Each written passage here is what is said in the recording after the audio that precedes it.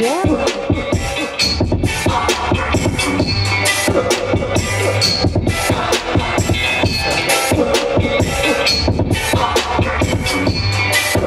don't like the drums though.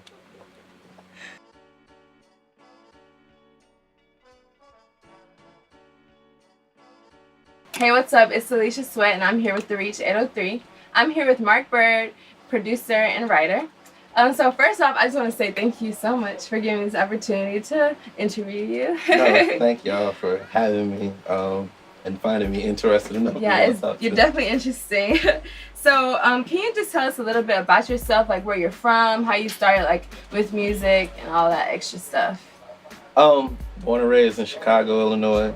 So Chicago. Rise up. Been around music my whole life. My uncle, he was a producer.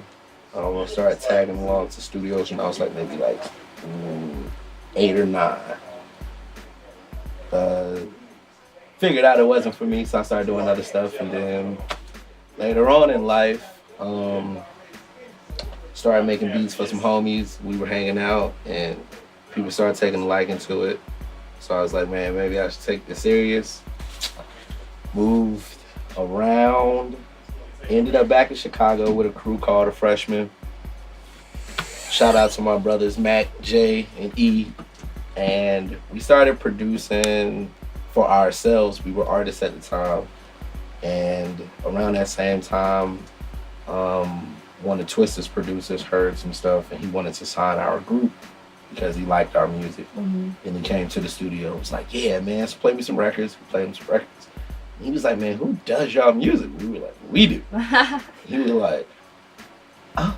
So one day we get the call and he was like, yo, can y'all do something for Twista's album? And we worked and worked, sent a few ideas over. We get another call. It was like, yo, y'all got 3 records on the album. And from that point on, we were like, I don't want to rap no more. Let's just do this. Yeah, that's what's so up. yeah, that's pretty much the shortened version of how we got started.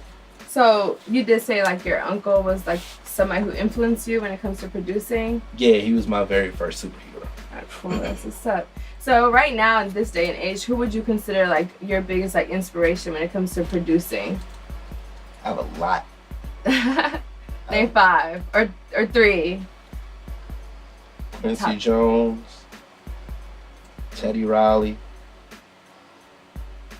Dr. Dre, Kanye, and Pharrell. That's what's up. Those are good ones. So you mentioned that you were from Chicago. Yes. And I don't know if everybody knows, but you had the opportunity to work with Kanye. Yes.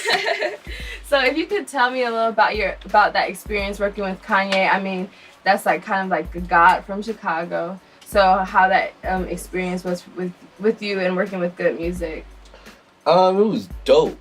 It was very, very inspiring.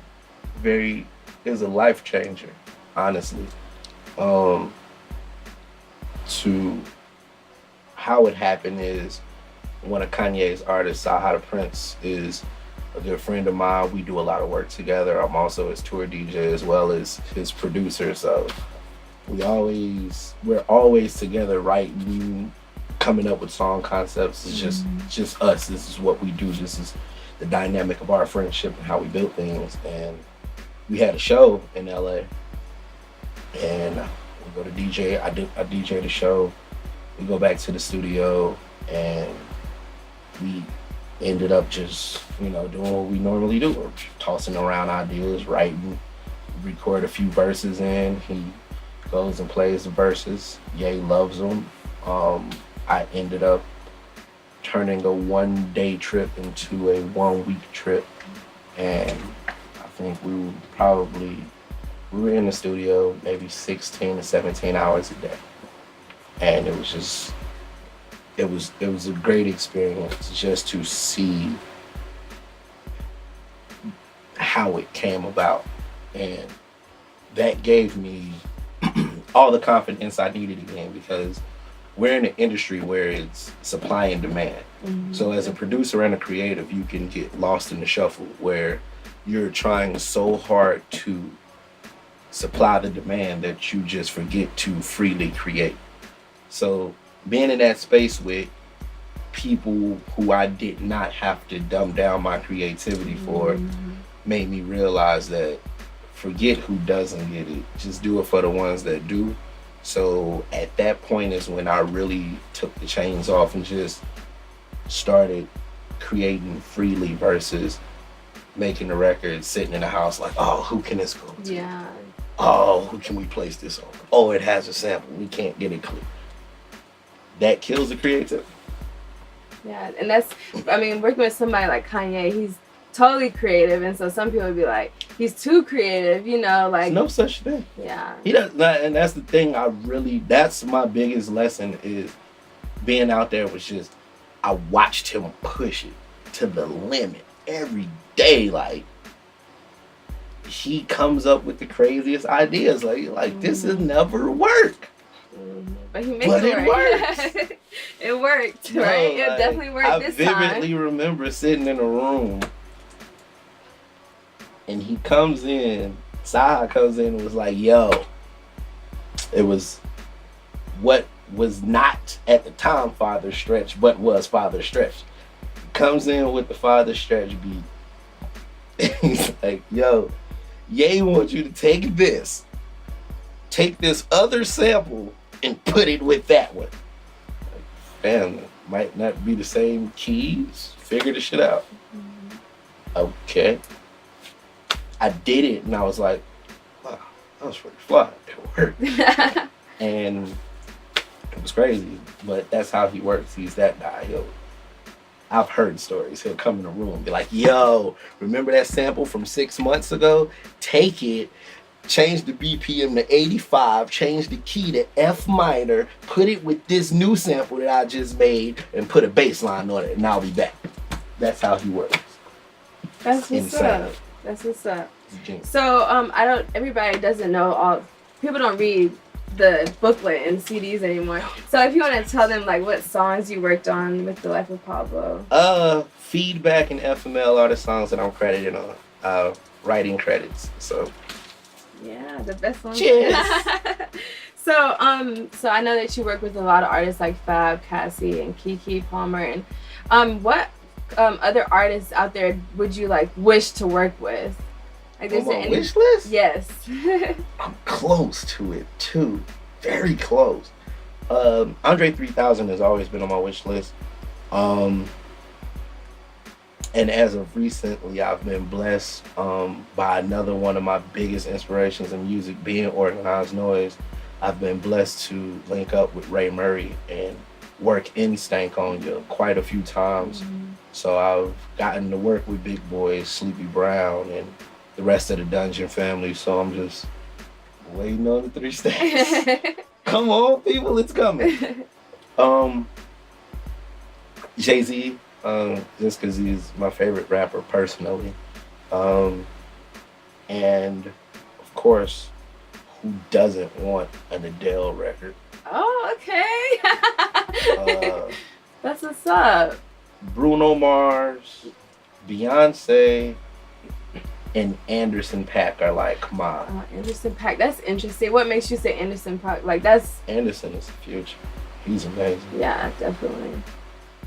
That's which might very well happen sooner than later. That new Sway, that song, Sway. Anderson. Yeah, he's dope. So what is your favorite project so far that you worked on? Maybe you didn't complete it, but something that you just worked on. It could be completed. My partner Star High, for all those rap fans of the world that have been waiting on this project. It's exclusive. It is definitely on the way.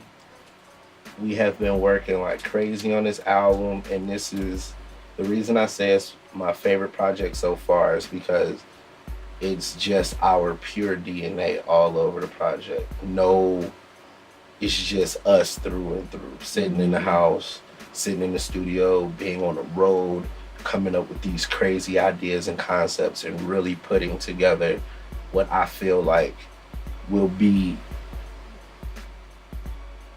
if not the best, one of the best rap albums in the last 10 to 15 years. Wow.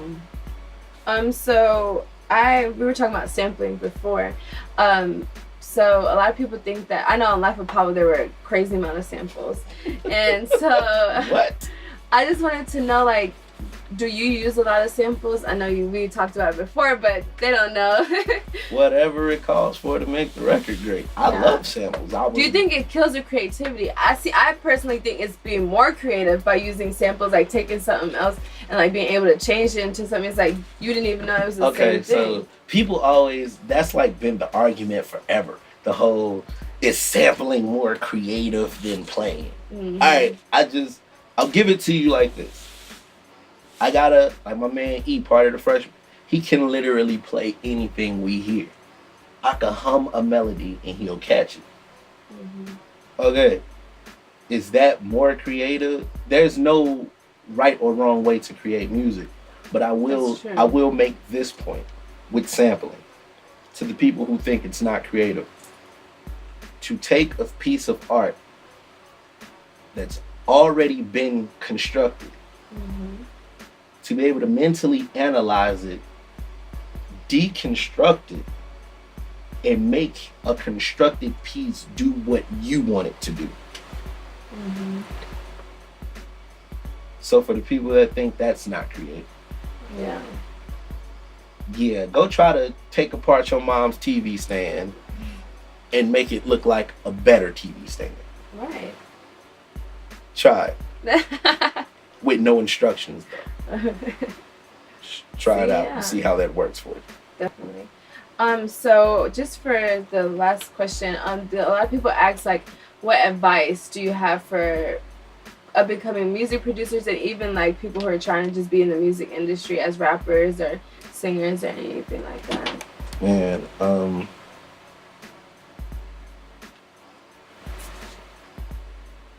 it's hard work. It's not easy. If you're not willing to lose everything for it, this industry ain't for you. Period. If you've heard the success stories of anybody that's ever made it, the things that they lost along the way were so immeasurable, but they always believed in them.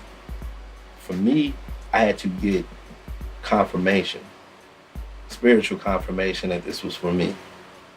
So the first thing is figure out if it's for you. Mm-hmm. If it is, pray about it. Prepare yourself for the hardest times of your life. And my biggest gem is, if you receive that confirmation that it's for you, no matter what happens, stay on the path and see it through. Like, you asked, was I ready to give up? I was that close to giving up the week before I got to LA to write on Pablo. And what if you would have gave up? And if I would have gave up the week before, we wouldn't have feedback. see it through. Yeah, definitely. So I really appreciate you so much for doing this. Could you play us something of yours? So I got nothing exclusive, just something that you play around with. What have I been doing this week? This is a TR.803 radio exclusive. JK. This is just a week, a few things that I've been working on. Let us deal wisely with them, lest they multiply, and it come to pass that when there falleth out any war, they join also unto our enemies and fight against us. So get them up out of the land and